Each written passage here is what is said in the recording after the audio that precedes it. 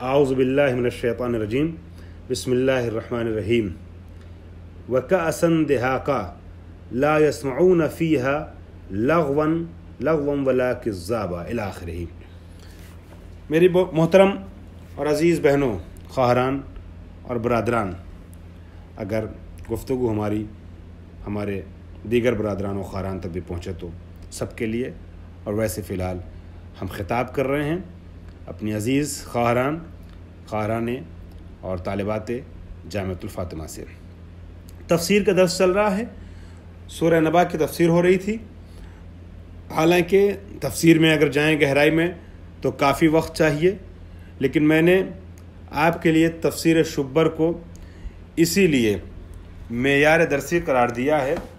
ये जनाब आग़ाए सैयद अब्दुल्ला शुब्बर की लिखी हुई तफ़सीर है, तफ़सीरुल कुरान करीम, जो तफ़सीर शुब्बर के नाम से मशहूर है। वैसे मैं तफ़सीर नमूना, तफ़सीर मीज़ान और अल्लामा जवादी की जो मुख्तसर तफ़सीर है और इस तरीके के कुछ और तफासिर से भी साइट से मदद लेते हुए ख़ुलासा आपकी खिदमत पेश कर रहा हूँ।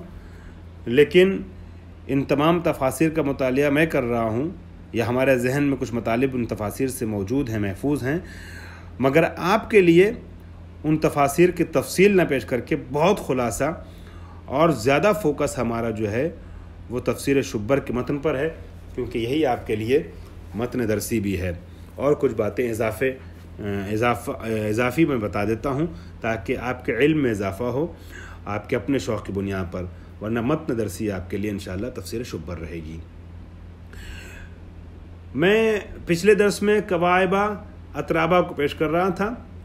कवाइब काइब की जमा है और जिसको उभार कहते हैं। यहाँ पे लिखा हुआ है, देखिए दर्स है तो दर्स को बयान करना पड़ेगा वजाहत और तफसील के बग़ैर, लेकिन सिर्फ इशारे से मुझे गुफ्तगू आगे करना हमारे दर्स का हिस्सा है। जवारी यतकाअब सदयुहुन्ना, जिनके ऐसी दोशीज़ाएँ कि जिनके जो है वो सीने में उभार होगा और ये लोग जो हैं ये हमसनो साल होंगी।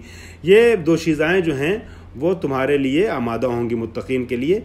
ये कुरान की आयत है, यानी अहले खैर के लिए। वकासन दिहाका, ठीक है।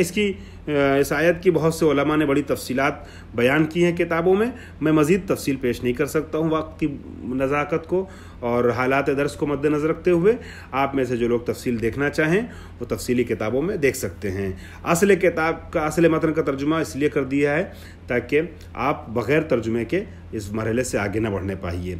वकासन दिहाका, और ये उनको शराब के जाम, अलबत्ता ये शराबन तहूरा है, शराब के जाम दिए जाएंगे जो छलकते होंगे और पै दर पै उनको दिए जाते रहेंगे। ला यस्मऊना फ़ीहा ऐ फिल जन्नते लग़वन वला किज़्ज़ाबा, जन्नत में ये लोग जब पहुँचेंगे तो फालतू और बेहुदा बातें और झूठी और सच्ची बातें इधर उधर की नहीं करेंगे। तकज़ीबन मिन बादिन लिबादिन, एक दूसरे की तकज़ीब करना, झुटलाना, ये सब हरकतें वहाँ पर नहीं होंगी। वहाँ बहुत अमन और सुकून का माहौल होगा।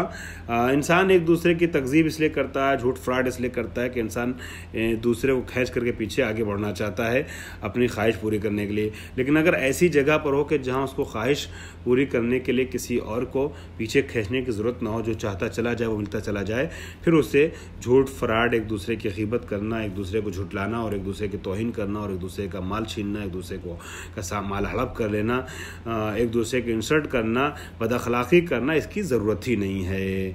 मसला तो यहाँ पर है कि जहाँ पर इंसान के लिए इम्तिहान की मंजिल है कि बग़ैर दूसरों का हक़ तलफ़ किए, बग़ैर ग़ीबत किए, बग़ैर बुराइयाँ किए, किस तरीके से इंसान जो है वो कम नेमतों में भी शुक्र खुदा करते हुए खुशी का इज़हार करता है और उस पर कनात करता है, और आगे अगर बढ़ना चाहता है तो अपनी मेहनत से आगे बढ़ना चाहता है, दूसरों की तौहीन करके, दूसरों की टांग खींच करके नहीं।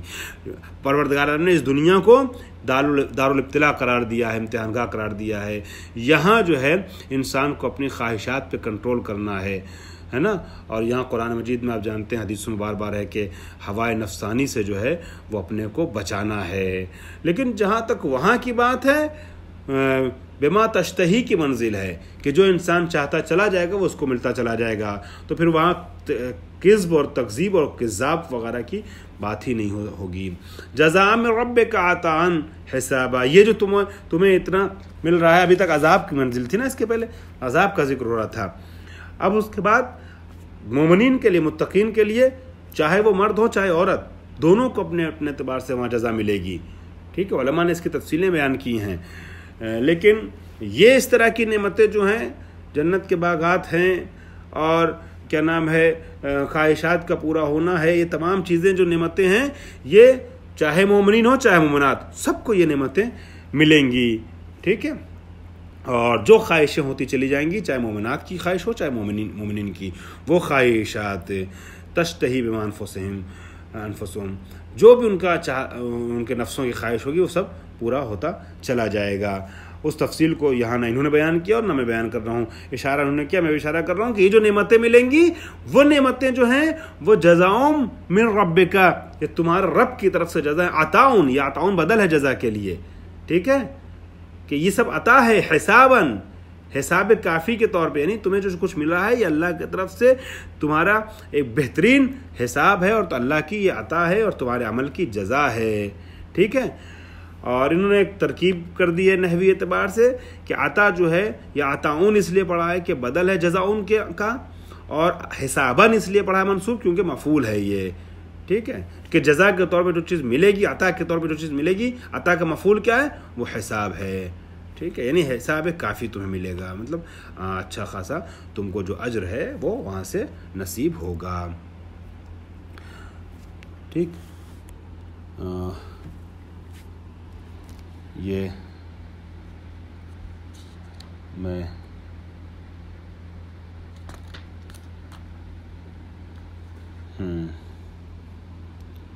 وہاں کوئی انسان لفظ بات نہیں کرے گا، اور رب کی طرف سے اس کو عطا اور جزا ملے گی اعمال کی. ٹھیک ہے، جس کا وہ مستحق ہے، وہ سب چیزیں اس تک پہنچ جائیں گی. اب آئیے ایک سیکنڈ ٹھہرنے کے بعد میں ایک ادبی نقطے کی طرف اشارہ کر رہا ہوں. پھر اعلان کیا ہوتا ہے؟ رب السماوات والارض وما بینہما. یہ رب السماوات، یہ دو طریقے سے پڑھا جا سکتا ہے. فرماتے ہیں یا خبر محذوف، یا یہ خبر و محذوف، یہ محذوف کی خبر ہے، یعنی ہوا رب السماوات، مبتدا محذوف ہے. ٹھیک ہے، وقرئ بالجر، لیکن اس کو جر سے پڑھا گیا، اور ہماری کتاب میں بھی جر کے ساتھ لکھا ہوا ہے رب السماوات. یہ کیوں ہے؟ بدلاً عن ربکا، جو پہلے ربکا گزر گیا نا، اس ربکا کا بدل ہے.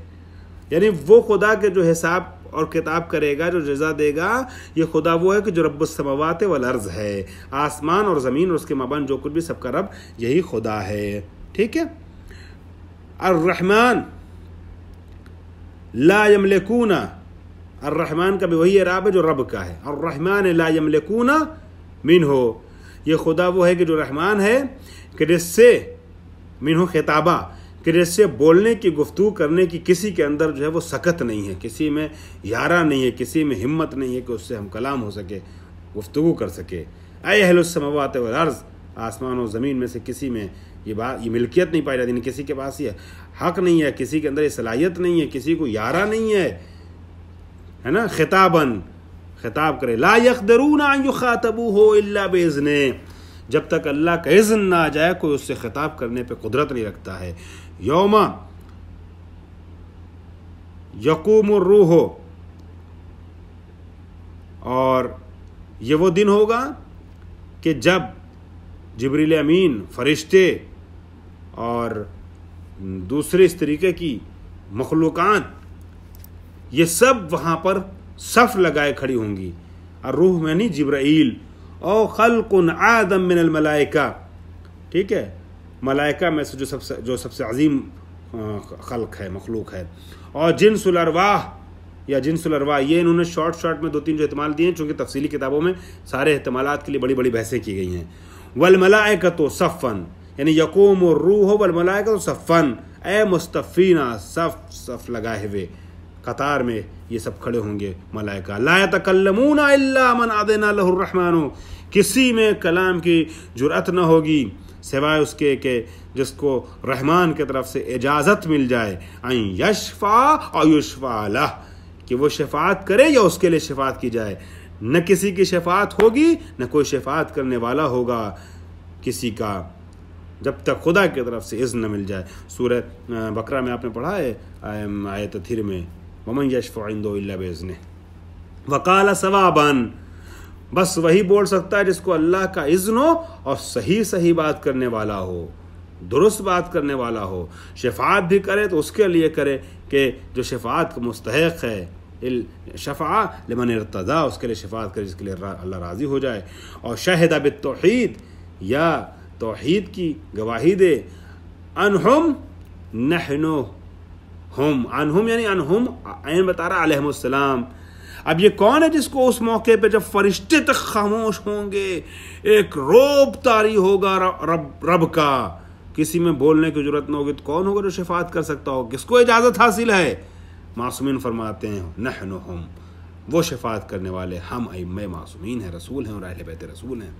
ذالک الیوم یوم الحق الثابت الوقوع لا محالۃ، یہ وہ دن ہے کہ جو لا محالہ اس کا ثابت ہونا اور اس کا واقع ہونا یقینی ہے، لا محالہ یہ ثابت ہوگا، یہ واقع ہوگا، یہ دن قیامت کا دن۔ فمن، قیامت کا دن جو ہے یعنی روز قیامت یہ محقق ہوگا۔ فمن شاء اتخذ الی ربہ مآبا، مآبا یعنی مرجعن بطاعتہ، بطاعتہ یعنی اللہ کے اطاعت کی وجہ سے۔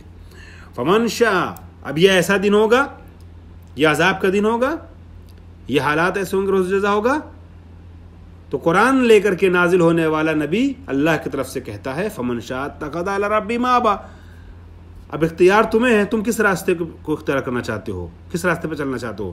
پس جو چاہے اپنے رب کی طرف اپنی پناہ گاہ کو ڈھونڈ لے، تلاش کر لے، اپنا مرجع، اپنی برگشت، اپنے رہنے کی جگہ، ٹھیک ہے، اپنی پناہ گاہ بطاعتہ ہی۔ کیسے اپنے رب کی طرف وہ جا سکتا ہے؟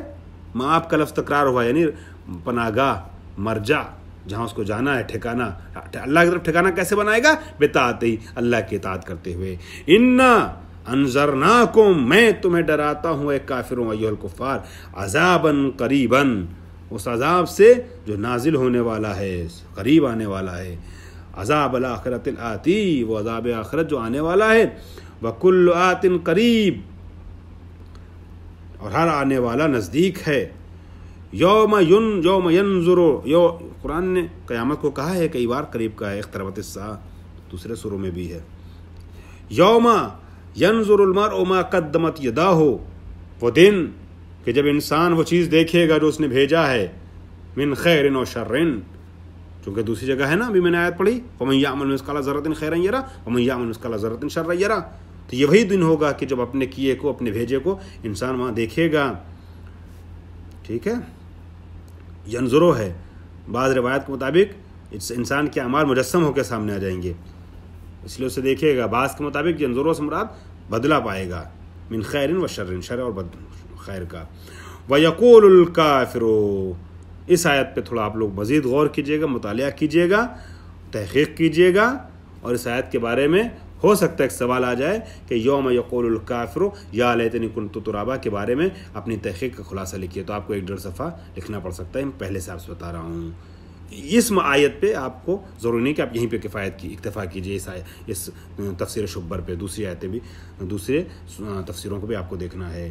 وہ دن ہوگا کہ جب کافر کہے گا کاش کہ میں تراب ہوتا، مٹی ہوتا، اے لم اخلق فی الدنیا، میں دنیا میں خلق نہ ہوتا انسان کے شکل میں، ولم ابعث الیوم، اور آج کے دن میں مبعوث نہ ہوتا، یعنی دوبارہ اٹھایا نہ جاتا، یا محشور نہ ہوتا محشر میں اللہ کی بارگاہ میں۔ او حال البہائم استرد ترابا بعد حشرها للقصاص، یا تو یہ کہے گا کافر کہ کاش میں مٹی ہوتا، یا یہ کہے گا محشر میں جانوروں کے حشر کو دیکھتے ہوئے، ان کے قصاص کو دیکھتے ہوئے کاش میں بھی تراب ہوتا، کیونکہ بعض روایات میں یہ ہے کہ جانور جب وَإِذَا الْوُحُوشُ حُشِرَتْ ہے نا 30ویں پارے میں، وَإِذَا الْوُحُوشُ حُشِرَتْ، اسی طریقے سے دوسری جگہ پہ بھی محشور ہوں گے جانور بھی۔ تو کیسے محشور ہوں گے؟ بعض جگہوں پہ یہ لکھا ہوا ہے بعض روایات میں کہ یہ محشر میں بعض جانوروں کو مٹی میں تبدیل کر دیا جائے گا حشر کے بعد. اب جانوروں کا حشر ہوگا، کیوں ہوگا، کیسے ہوگا، یہ تفصیل الگ ہے، اس کو بیان کرنے کا وقت نہیں ہے. لیکن جب وہ تراب میں بدلتے ہوئے دیکھیں گے تو کہیں کاش میں تراب ہوتا یا ابو تراب سے محبت ہوتی تو میں بھی حساب اور کتاب میں آسانی پا لیتا. واخر دعوانا الحمدللہ رب العالمین.